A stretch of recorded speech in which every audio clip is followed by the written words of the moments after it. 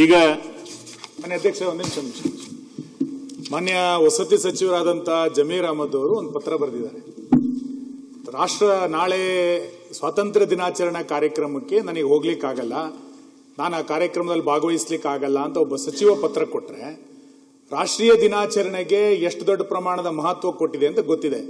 ನನಗೆ ಸಮಯದ ಅವಕಾಶ ಇಲ್ಲ, ರಾಷ್ಟ್ರೀಯ ದಿನಕ್ಕೆ ನಾನು ಬರ್ಲಿಕ್ಕಾಗಲ್ಲ ಅಂತ ಒಬ್ಬ ಸಚಿವ ಹೇಳಿದ್ರೆ ಅಂತ ಸಚಿವನ ಯಾಕೆ ಇಟ್ಕೋತೀರಿ?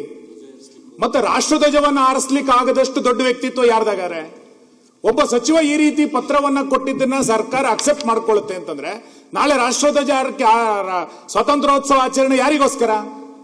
ಬಹಳ ದೊಡ್ಡ ದೊಡ್ಡ ಸ್ವಾತಂತ್ರ್ಯ ಆಚರಣೆಯನ್ನು ಮಾಡ್ತಾ ಒಬ್ಬ ಸಚಿವ ಪತ್ರವನ್ನು ಅಧಿಕೃತವಾಗಿ ಕೊಟ್ಟಿದ್ದಾರೆ, ನಾನು ಹೋಗಲ್ಲ, ನನಗೆ ಸಮಯದ ಅವಕಾಶ ಇಲ್ಲ ಅಂತ. ಅದನ್ನು ಮುಖ್ಯಮಂತ್ರಿಗಳು ಒಪ್ಕೊಳ್ತಾರೆ, ಬದಲಾಯಿಸ್ತಾರೆ ಅಂತಂದ್ರೆ ಏನ್ ರಾಷ್ಟ್ರೀಯ ಧ್ವಜಕ್ಕೆ ರಾಷ್ಟ್ರೀಯ ಆಚರಣೆ ಗೌರವ ಇಲ್ಲೇನೋ? ಸಮಯದ ಸ್ವಾತಂತ್ರ್ಯ ದಿನಾಚರಣೆಗೆ ಹೋಗ್ಲಿಕ್ಕೆ ಆಗದಲ್ಲೇ ಇರುವಂತ ಸಚಿವ ಯಾಕಿರ್ಬೇಕಾದ್ರೆ ಸದನದಲ್ಲಿ? ಅಧ್ಯಕ್ಷರೇ, ಅವರು ಜಿಲ್ಲೆ ಇಲ್ಲ ಮಾನ್ಯ ಅಲೋಕೇಶನ್ ಏನ್ ಬರ್ದಿದ್ದಾರೆ ಅಂತ ಓದ್ಲಾ? ನಾನು ಏನ್ ಬರ್ದಿದ್ದಾರೆ ಅಂತ ಓದ್ಲಾ?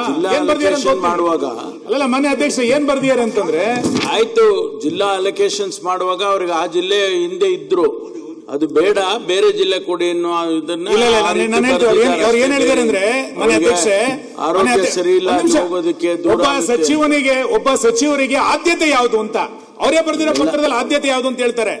ರಾಜ್ಯದಲ್ಲಿ ಮುಂದಿನ ದಿನಗಳಲ್ಲಿ ಬಿಬಿಎಂಪಿ ಸೇರಿದಂತೆ ಮನವಿ ಮಾಡ್ಕೊಂಡಿದ್ದಾರೆ ಬೇರೆ ಜಿಲ್ಲೆ ಕೊಡ್ಲಿ ಅಂತ. ಮಾನ್ಯ ಕಂದಾಯ ಸಚಿವರೇ, ಒಬ್ಬ ಸಚಿವನಿಗೆ ಪ್ರೌಡ್, ನಾನು ಜಿಲ್ಲಾ ಸ್ವಾತಂತ್ರ್ಯೋತ್ಸವದಲ್ಲಿ ಭಾಗವಹಿಸ್ತೀನಿ ಅನ್ನುವಂಥದ್ದು ಒಂದು ಗೌರವದ ಸಂಕೇತ. ನನಗೆ ಸಮಯದ ಅವಕಾಶ ಇಲ್ಲ, ನಂಗೆ ಕೊಡಿ, ಚೇಂಜ್ ಮಾಡಿ ಅಂತ ಹೇಳ್ತೀರಿ ಅಂತಂದ್ರೆ ಅಂತ ಸಮಯನೇ ಇಲ್ಲ ಅಂದ್ಮೇಲೆ ಆ ಸಚಿವನ ಯಾಕೆ ಇಟ್ಕೊಳ್ತೀರಿ ನೀವು? ರಾಷ್ಟ್ರಧ್ವಜ ಹೊರಿಸ್ಲಿಕ್ಕೆ ಸಮಯ ಇಲ್ಲ. ಅವ್ರು ಹೇಳಿದಾರೆ ಇಲ್ಲಿ 15/8/2026 ಸ್ವಾತಂತ್ರ್ಯ ದಿನಾಚರಣೆ ಧ್ವಜಾರೋಹಣ ಹೊಣೆಯಾರಣಕ್ಕೆ ನೀಡಿದ್ದು ನಾನು ಹಾಜರಾಗಲು ಸಾಧ್ಯವಾಗುವುದಿಲ್ಲ ಅಂತ ಕೊಟ್ಟಿದ್ದಾರೆ. ಏನ್ ಹಂಗಾರ ಅರ್ಥ? ಏನ್ ಆರೋಗ್ಯ? ಯಾರ ಆರೋಗ್ಯ? ಸುಮ್ಮನೆ ನೋಡಿ, ಇದು ಈ ತರದನ್ನೆಲ್ಲ ರಾಜ್ಯದ ಜನ ಸಹಿಸ್ಕೊಳ್ಳಿಕ್ ಸಾಧ್ಯ ಇಲ್ಲ. ನೀವು ಇಲ್ಲಿ ವಿಧಾನಸೌಧದೊಳಗೆ ಪಾಕಿಸ್ತಾನ ಜಿಂದಾಬಾದ್ ಘೋಷಣೆ ಕೂಗಿದಾಗ್ಲೂ ಮೌನವಾಗಿರ್ತೀರಿ. ಒಬ್ಬ ಸಚಿವ ರಾಷ್ಟ್ರಧ್ವಜವನ್ನು ಆರಿಸ್ಲಿಕ್ಕೆ ನಾನು ಹೋಗಲ್ಲ ಅಂತಂದಾಗ್ಲೂ ಕೂಡ ಮಾತಾಡ್ತೀರಿ ಅಂತಂದ್ರೆ ಪರಮೇಶ್ವರ್ ಅವರೇ, ಇದನ್ನ ಸಮರ್ಥನೆ ಮಾಡ್ಕೋಬೇಡಿ ನೀವು. ಇಂಥ ಸಚಿವ ವಜಾ ಮಾಡಿಯಲ್ಲ, ಯಾರು ಬೇಡ ಈಗ ಆ ಸಚಿವನ ಇಟ್ಕೊಳ್ಳಿ ಜಿಲ್ಲೆಗೆ ಬೇರೆಯವ್ರನ್ನ ಕಳಿಸ್ತೀವಿ. ಜಿಲ್ಲೆ ಬೇರೆ ಸರ್, ನೀವು ಉಸ್ತುವಾರಿ ಸಚಿವರನ್ನ ಚೇಂಜ್ ಮಾಡೋದಕ್ಕೆ ಒಂದು ವಾದ ಇಲ್ಲ. ಸ್ವಾತಂತ್ರ್ಯೋತ್ಸವಕ್ಕೆ ನಾನು ಹೋಗಲ್ಲ ಅಂತಂದ್ರೆ ಏನರ್ಥ ಇದೆ? ನಾಟ್ ಇನ್ ಪ್ರೊಟೆಸ್ಟ್ ಅವರು ಕೇಳಿರೋದು, ಅವ್ರು ಬೇರೆ ಆಲ್ಟರ್ನೇಟಿವ್ ಜಿಲ್ಲೆಗೆ ಹೋಗೋದಕ್ಕೆ ಅವ್ರಿಗೆ ಆರೋಗ್ಯ ಸರಿ ಇಲ್ಲ ಅನ್ನೋ ಕಾರಣಕ್ಕೆ ಆಗಲ್ಲ ಅಂತ ಹೇಳಿದ್ದಾರೆ ಅವರು. ಸಭಾಧ್ಯಕ್ಷರೇ, ಒಬ್ಬ ಸಚಿವರಾಗಿರೋರು, ಸಚಿವ ಸ್ಥಾನ ತಗೊಂಡಿರುವಂತವ್ರು ಒಂದು ಜಿಲ್ಲಾ ಉಸ್ತುವಾರಿ ಸಚಿವರನ್ನಾಗಿ ಅವ್ರು ಮಾಡಿದಾಗ ಸ್ವಾತಂತ್ರ್ಯ ದಿನದ ಅಂಗವಾಗಿ ಧ್ವಜಾರೋಹಣ ಮಾಡ್ಲಿಕ್ಕೆ ಅವ್ರಿಗೆ ಸಮಯ ಇಲ್ಲ ಅಂತಂದ್ರೆ ಇದು ಯಾವ ರೀತಿ ನಡವಳಿಕೆ? ನೀವೇ ಸಮರ್ಥಿಸ್ಕೊಳಕ್ಕಾಗತ್ತಾ? ನೀವೇನಾದ್ರು ಸಮರ್ಥಿಸ್ಕೊಳಕ್ಕಾಗತ್ತಾ? ಅಥವಾ ಅವ್ರ ರಕ್ಷಣೆಗೆ ನೀವು ಬರ್ಲಿಕ್ಕಾಗತ್ತಾ? ಇಂಥ ವ್ಯಕ್ತಿ ಒಬ್ಬ ಚುನಾಯಿತ ಪ್ರತಿನಿಧಿ ಆಗಿರೋನು, ಒಬ್ಬ ಭಾರತೀಯನಾಗಿರೋನು ಯಾರೂ ಈ ರೀತಿ ನಡ್ಕೊಳ್ಳಿಕ್ಕೆ ಸಾಧ್ಯವೇ ಇಲ್ಲ. ಅಂತ ವ್ಯಕ್ತಿ ನಮ್ಮ ಕರ್ನಾಟಕ ರಾಜ್ಯದ ಘನವೆತ್ತ ಸರ್ಕಾರದ ಒಬ್ಬ ಸಚಿವರಾಗಿ ಕೆಲಸ ಮಾಡ್ತಾರೆ ಅಂದ್ರೆ ಹೇಗೆ ನೀವು ಸಮರ್ಥಿಸ್ಕೊತೀರಾ? ನೀವು ಉಸ್ತುವಾರಿ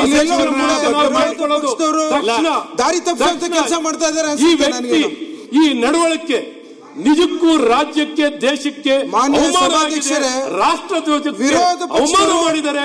ವಿರೋಧ ಪಕ್ಷದ ಕೆಲಸ ಮಾಡಿರುವಂತವರು ಈ ಸಚಿವರು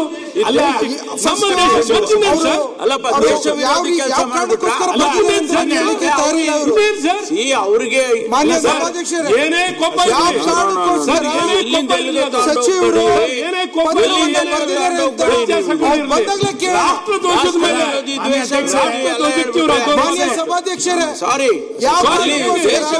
ಅಲ್ಲ ಮಾನ್ಯ ಅಧ್ಯಕ್ಷೆ ಸುನಿಲಣ್ಣ ಸರ್, ಮಾನ್ಯ ಅಧ್ಯಕ್ಷೆ ನಾನು ಹೇಳ್ತಾ ಇರೋದು, ನೀವು ಉಸ್ತುವಾರಿ ಸಚಿವರನ್ನ ಬದಲು ಮಾಡಿದ್ದಕ್ಕೆ ನಮ್ಗೆ ವಿರೋಧ ಇಲ್ಲ. ನಿಮ್ಮ ಆಂತರಿಕ ವ್ಯವಸ್ಥೆ ಏನಾರು ಮಾಡ್ಕೊಳ್ಳಿ. ಒಬ್ಬ ಸಚಿವ ಹೇಳ್ತಾನೆ ಅಂತಂದ್ರೆ ಅಂತ ಸಚಿವ ಏನಕ್ಕೆ ಬೇಕು ಕರ್ನಾಟಕದಲ್ಲಿ? ನಮಗೆ ಉದ್ದೇಶದಲ್ಲಿ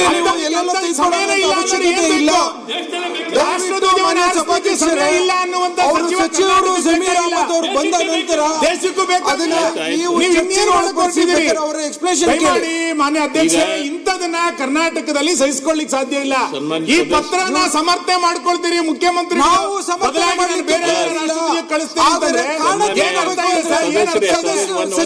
ಗೌರವದಿಂದ ಭಾಗವಹಿಸಬೇಕು. ಮಾನ್ಯ ಸಭಾಧ್ಯಕ್ಷ,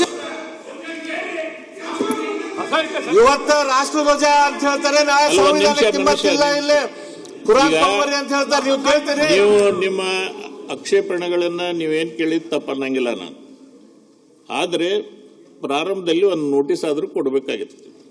ಸರ್, ಇದು ಇವತ್ತು ಬಂದಿರೋ ಈಗ ಸಿಕ್ಕಿದ ಪತ್ರ. ಮಾನ್ಯ ಸಿಕ್ಕಿರೋದು ರಾಷ್ಟ್ರಧ್ವಜದ ಗೌರವ ಯಾವ ನೋಟಿಸ್ ಸರ್? ವಿರೋಧ ಪಕ್ಷದವರು ರಾಷ್ಟ್ರಧ್ವಜದ ಗೌರವ ಎತ್ತಿಡ್ಲಿಕ್ಕೆ ಯಾವ ನೋಟಿಸ್ ಕೊಡೋದು? ಅದಕ್ಕೆ ನೋಟಿಸ್ ಇಲ್ಲ. ರಾಷ್ಟ್ರಧ್ವಜದಕ್ಕಿಂತ ಮೇಲೆ ನೋಟಿಸ್ ಇದೆಯಾ? ಅಲ್ಲಲ್ಲ, ಸರ್, ಇಡೀ ರಾಷ್ಟ್ರಧ್ವಜಕ್ಕೆ ಅಥವಾ ದೇಶಕ್ಕೆ ಮಾಡ್ತಿರೋಂತ ಅವಮಾನ ನಿಮ್ದು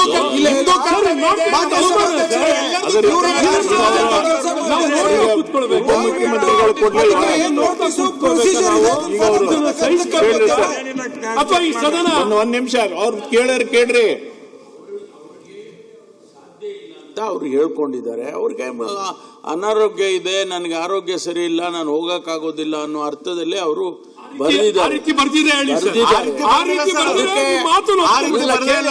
ಅದಕ್ಕೆ ಮುಖ್ಯಮಂತ್ರಿಗಳು ಆಲ್ಟರ್ನೇಟಿವ್ ಅರೇಂಜ್ಮೆಂಟ್ ಮಾಡ್ತೀವಿ, ದೇಶದ್ರೋಹ ಎಲ್ಲಾನು ಸೇರಿಸ್ಬಿಟ್ರೆ ಅವರ ಪತ್ರದಲ್ಲಿ ಆರೋಗ್ಯದ ಸಮಸ್ಯೆ ಇದೆ ಅಂತ ಒಂದು ಶಬ್ದ ಇಲ್ಲ.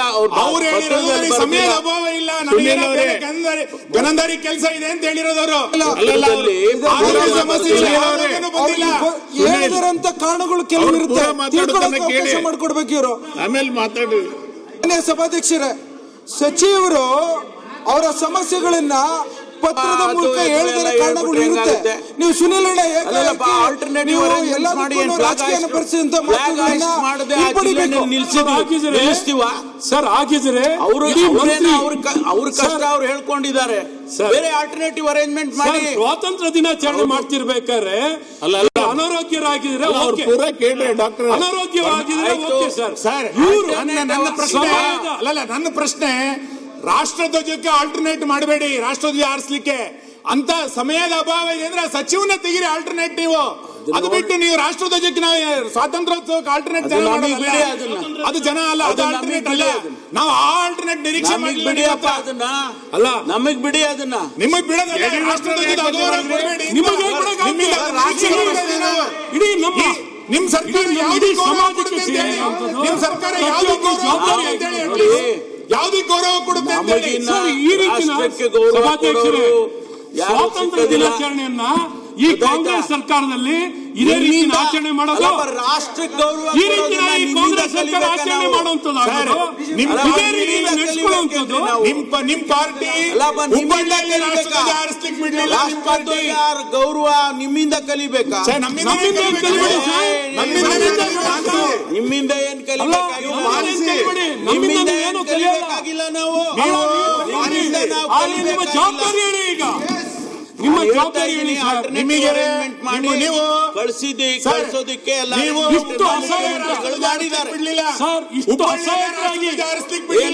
ಇಷ್ಟು ಅಸಹಾಯಕವಾಗಿರೋ ಸರ್ಕಾರ ಇದು.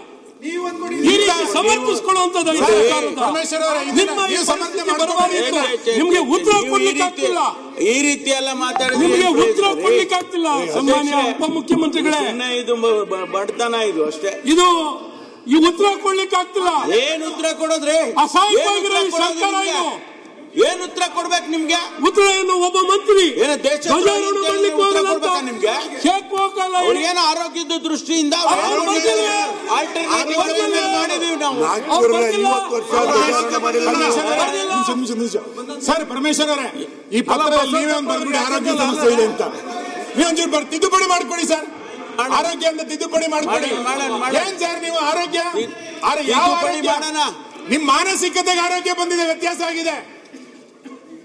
ಈಗ ಸಭಾಧ್ಯಕ್ಷರು ಇವತ್ತು ಬಂದ್ ಹೋಗಿದ್ದಾರೆ. ಅಲ್ಲ ಬಂದ್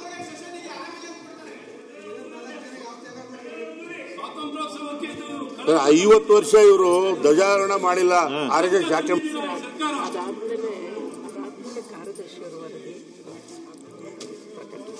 ಒಂದು ಟಿವಿ ವಿಕ್ರಮ, ದೇಶ ನಿಮ್ಮ ಕೈಯಲ್ಲಿ.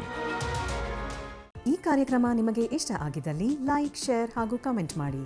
ಟಿವಿ ವಿಕ್ರಮದ ಕಾರ್ಯಕ್ರಮಗಳನ್ನು ನಿರಂತರವಾಗಿ ವೀಕ್ಷಿಸಲು ಸಬ್ಸ್ಕ್ರೈಬ್ ಮಾಡಿ, ಬೆಲ್ ಐಕನ್ ಒತ್ತಿ.